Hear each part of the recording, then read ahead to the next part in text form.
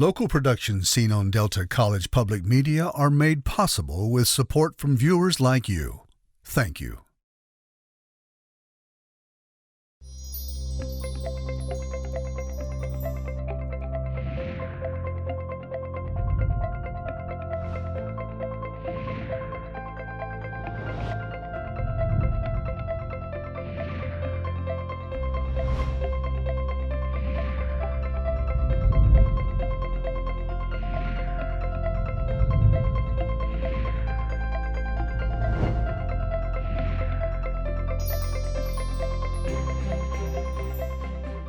Hello, everyone. I'm Junia Doan. Thank you for tuning in to this edition of Junia Doan's The Spark. My guest today is Dr. Lonnie Decker, Department Chair of the Networking Technology and Information Assurance at Davenport University. Welcome, Lonnie. When someone says cybersecurity, what does that mean to an amateur, and what does that mean to a professional? Oh, that's a great question. I think from an amateur perspective, they focus on a very narrow definition of understanding that cybersecurity plays a role in this big world of technology. But really, in a professional field, we look at the cybersecurity from an aspect of the big picture. So back in the day, it was computer science. It evolved into IT and information technology, and it's really gone into where cybersecurity is the catch-all be-all of everything. So everything falls under the realm of cybersecurity. And just kind of show how that works, kind of think of the role of the computer science, the programmers. They're not just developing code, they have to develop secure code. So when you go to your online banking app and you start doing transactions, you can do them securely. The actual network connection you're using to go through the internet has to be secure. So networking requires the cybersecurity. So cybersecurity really encompasses all of that. That's now encompassed in what they call the NICE framework, the National Initiative for Cybersecurity Education, which is a NIST standard from the federal government of where the different roles in technology fall in the cybersecurity spectrum. And they use that as a foundation for how to, fill out roles in cybersecurity positions for the federal government, as well as teaching to prepare for those roles. Could you explain in some detail what those different pathways are? I kind of like to equate it to kind of like a management degree. If you think of management, but yet you can subdivide it into accounting and marketing and human resources, and there's all these facets. It's kind of the same thing in cybersecurity, in the fact that the traditional route in the past, I started out as computer science going into programming, but that has evolved into having that cybersecurity aspect. Basically the applications we use so much these days on the internet, but yet providing that infrastructure, we do networking to provide that connectivity to get access to those websites. Policy and compliance is a big part. You have to have policies in place to understand, to make sure you're organizing your company. You can think about like the management role of making sure your company is following the policies in order to be secure, that you're not just kind of winging it and crossing your fingers and hoping you don't get hacked. You actually have policies in place to help alleviate the hacks, the possible potential for being hacked, the things that you do when a potential incident is happening, and what to do afterwards. So why it seems like so many of our corporate people in the government gets hacked with all this brilliance and training? How does that happen? Billions and billions of people. The easiest way to explain it, it's just when the internet was invented back in the 70s, there were 4 computers originally. And with the World Wide Web coming out in the 90s, everybody started getting connected to the internet, and we have worldwide connectivity. So everybody has access to everybody, and it's just such an easy target to go out there and find. 90% of people might be pretty secure, but to find those 10% of people that aren't secure, there are people out there that have the skills and the knowledge, and just kind of sometimes just see it as a challenge or a way to profit. And so they seek those opportunities. So is it a certain kind of curiosity, or is it sort of visual? You sort of see patterns and look for where there's not a pattern match, or how? Give us an example. If the company or the government's been hacked and they call in, or they have internal people, what do the internal people ask themselves? What information are they looking for in order to see what happened and rectify? So usually it's just certain kind of patterns or observations of suspicious traffic that you start to investigate and then realize, okay, there's something suspicious, something not right here. And you start looking deeper and deeper and comparing it with known hacks. So that's a big part of it, is not all hacks are that take place at attacks on a company have never happened before.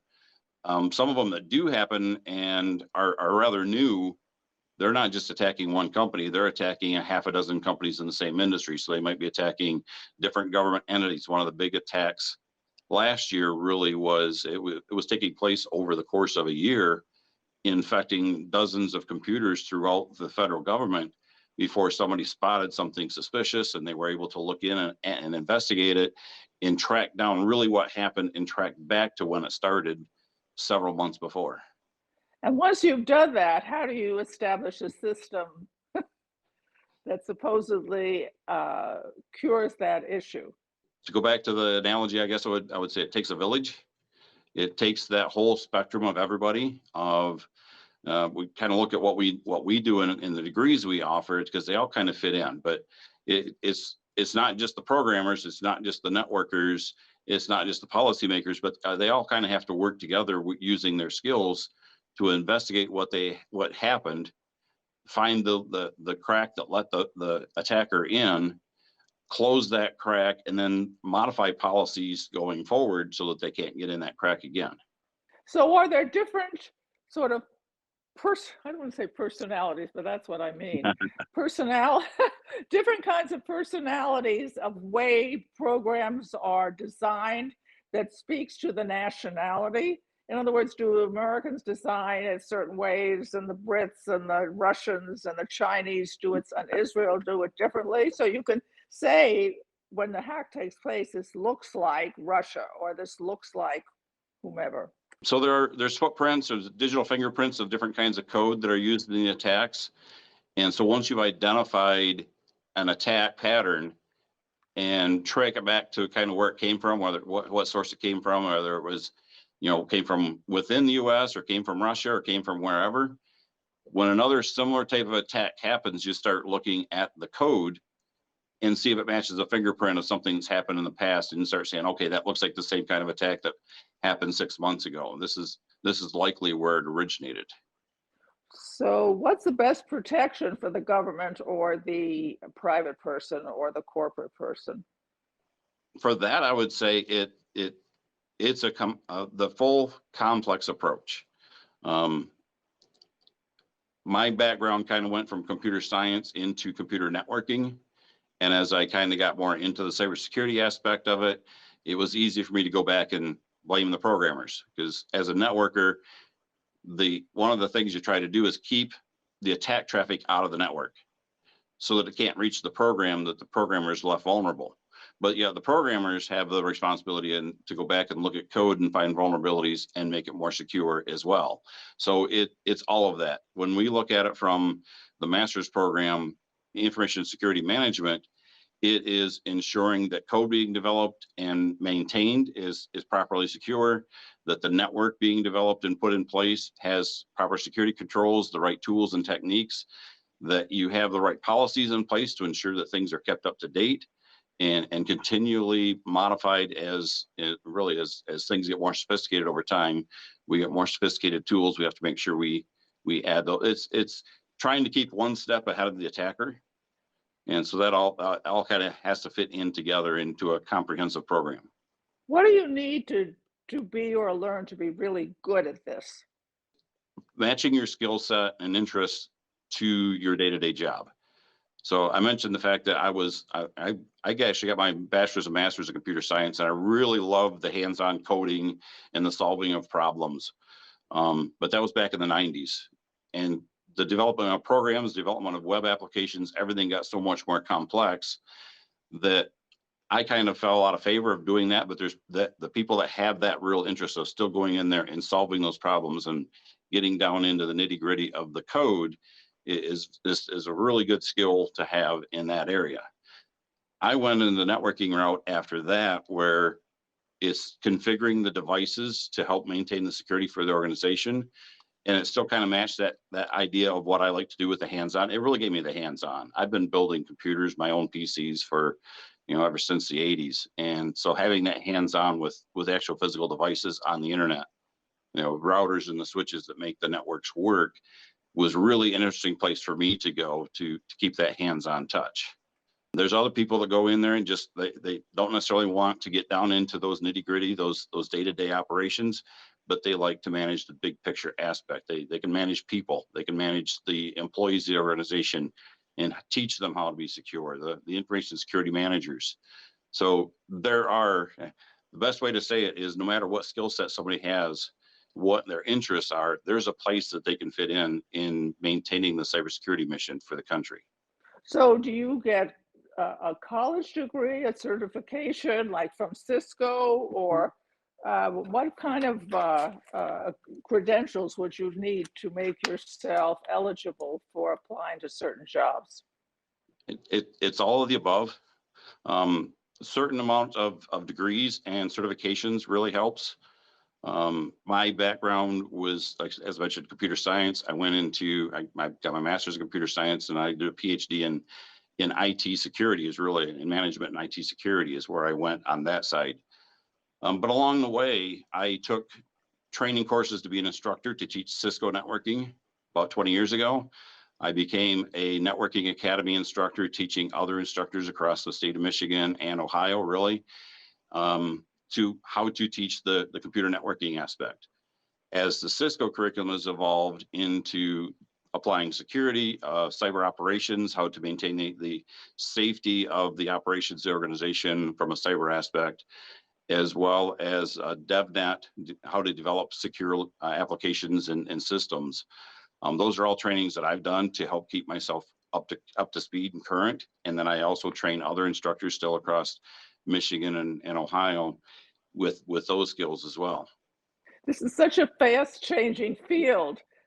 How do you find how do you find I don't want to, that's a silly question in a certain sense. Like, I was going to say, how do you find the teachers of the next wave or the next development?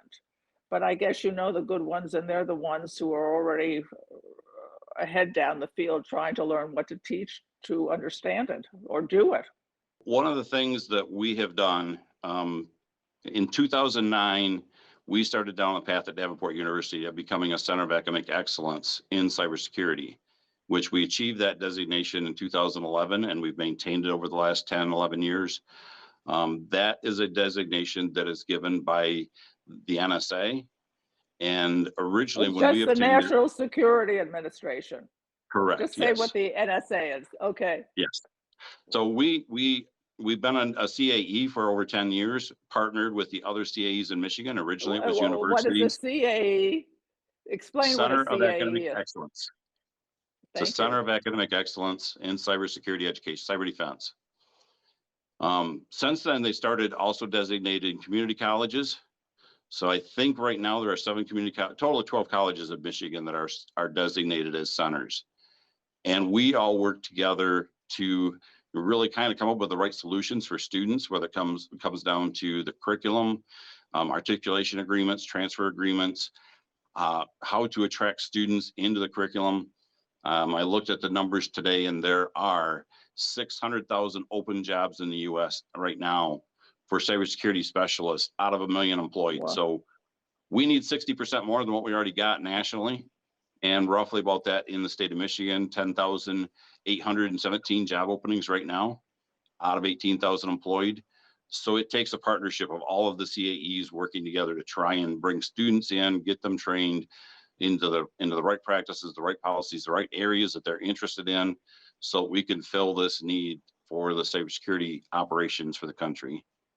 Has distance learning and distance because of the virus participation changed the way you not only teach, but the way people perform on their job? Do they need to be physically anywhere to do this work?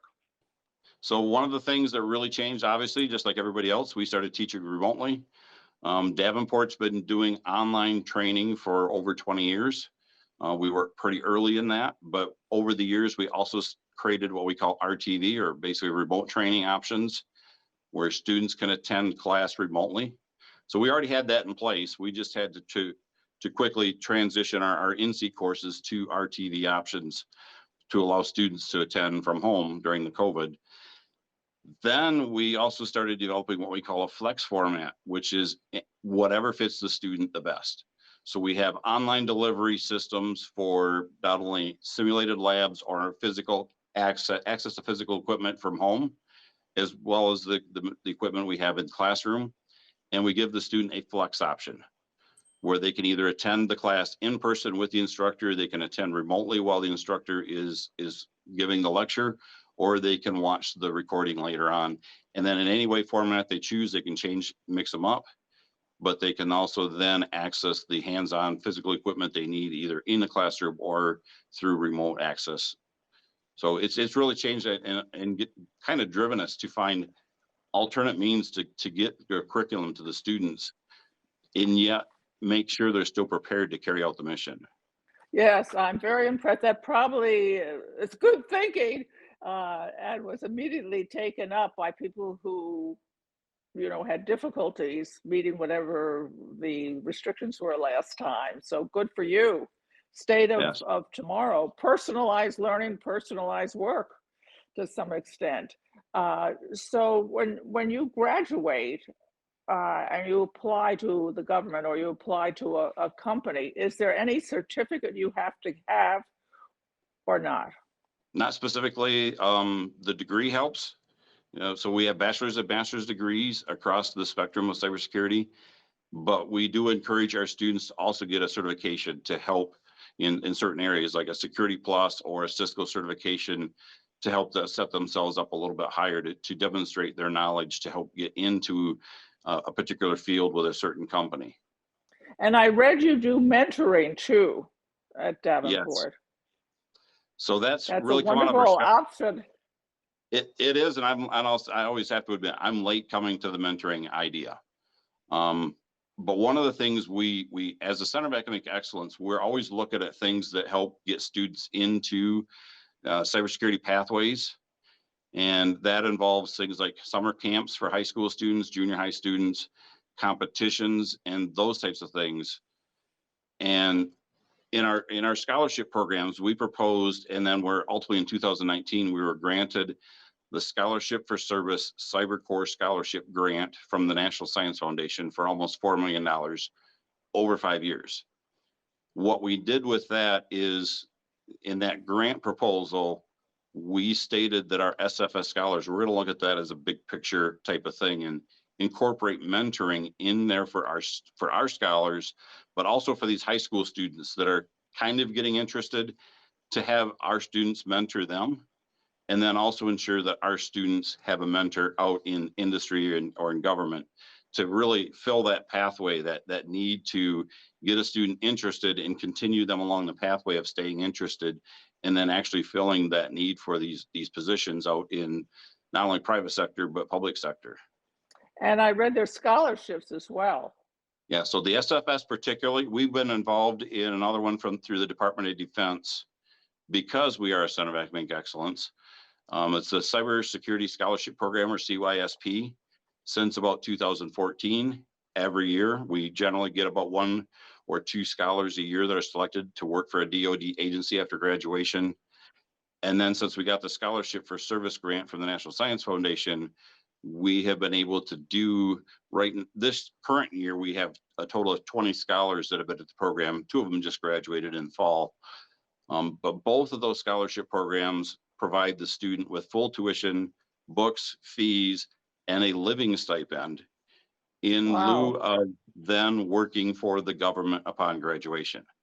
So our DoD scholars, they're given an agency that selected them. They know where they're going to work.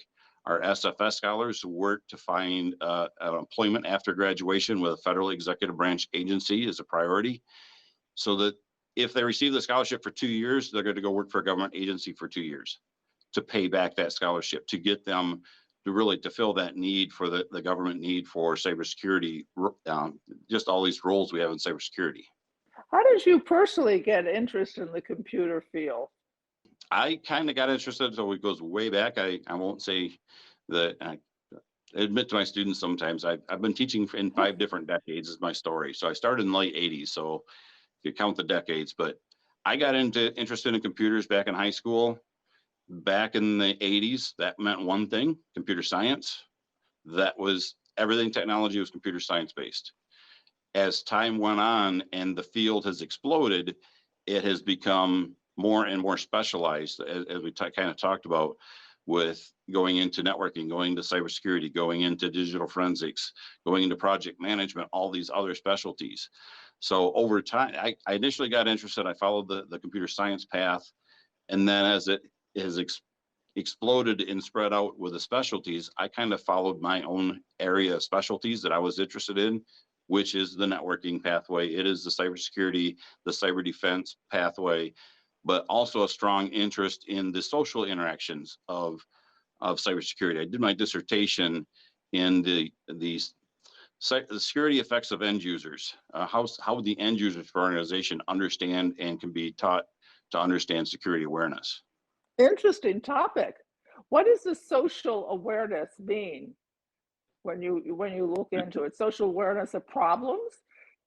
I think we're getting to the point where hopefully more and more people realize that when they go work for a company, it's not just the company's responsibility to make sure that the company is safe when it comes to cyber, that every employee has a role to play. It's maintaining your emails, it's maintaining access, protecting your passwords. It's all these things that, one weakest link, one employee in an organization that does one thing wrong can cause that ransomware attack to take effect in the organization. So the society social awareness aspect of it for the end user is understanding their role and making sure they're not the weakest link in the organization.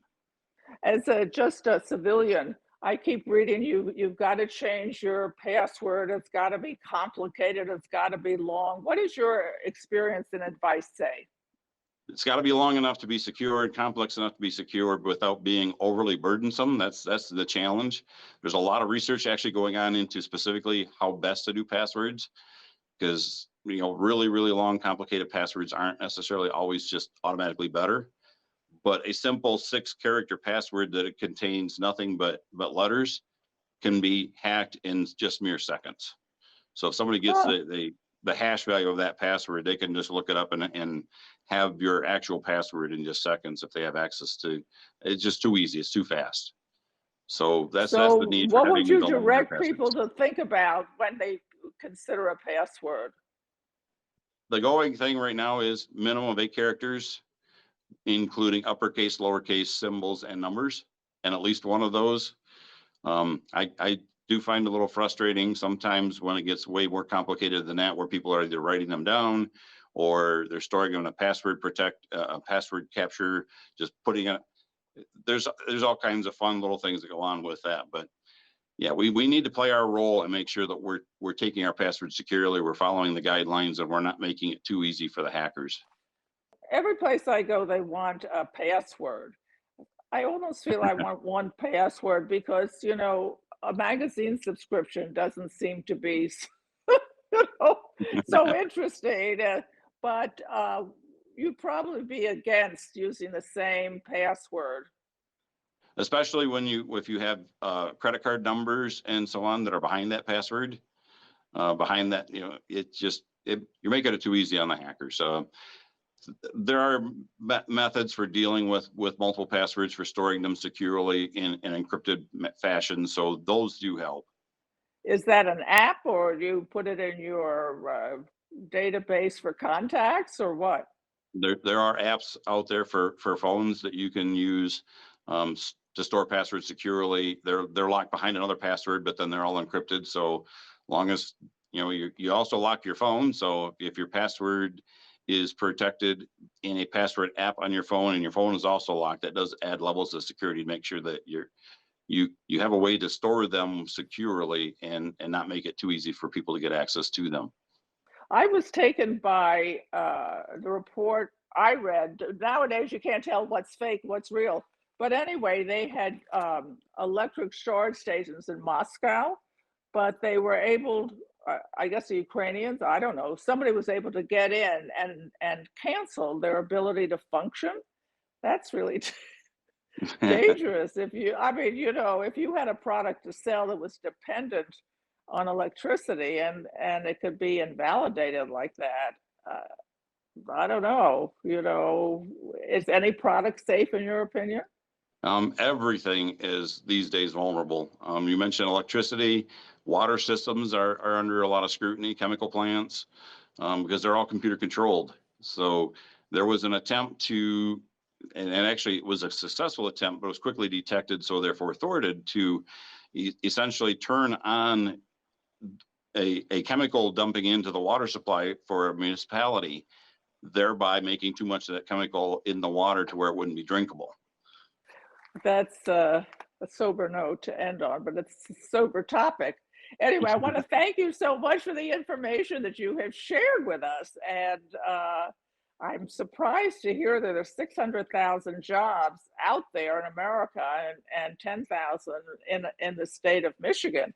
It just seems that that would be a very challenging and personally rewarding field to be in. So thank you for the information, more than I certainly knew. And to everybody out there, please pass on these opportunities and remember, do something kind for someone you know and someone you don't know. We all need it. Do it every day going forward. And tune in next time because I want to see you and I want to hear your thoughts on the program. Thanks for tuning in. To contact Junia, send her an email at juniadownsthespark@gmail.com. For more information, program schedules, and news about future guests, go to www.juniadownthespark.com. Thank you for joining us. See you next time on Junia Doan's The Spark.